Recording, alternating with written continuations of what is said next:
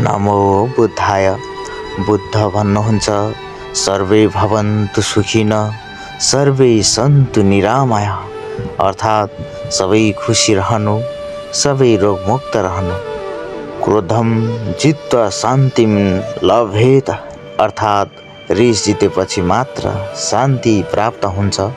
समाजमा लागू हुने उदाहरण विवादमा तुरुन्त जवाफ नदिई चित्त शान्त राख्नु।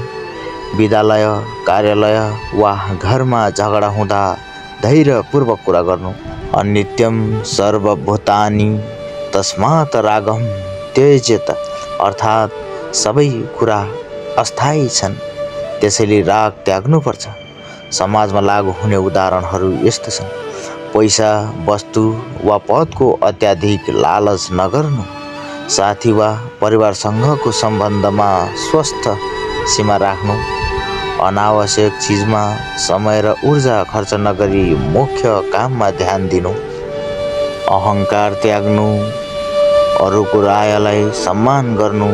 कुनै पुरस्कार वा सफलता पाए पनि नम्र रहनु। समाज सेवा गर्दा आफ्नो नाम नचाहनु।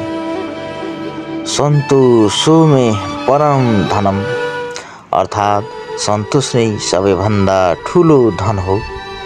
समाजमा लागू हुने उदाहरणहरू यस्तो छन्।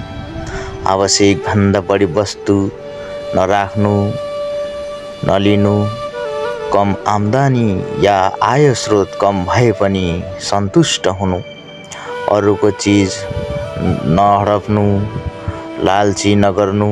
अरूले नदिई अरूको चिजलाई नलिनु।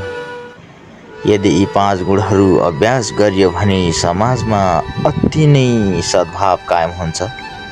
यी 5 गुण अभ्यास गर्दा समाजमा शान्ति र सद्भाव कायम हुन्छ। व्यक्तित्व दयालु, नम्र र सन्तुष्ट हुन्छ। हिंसा, द्वन्द्व र असन्तुष्ट घट्छ।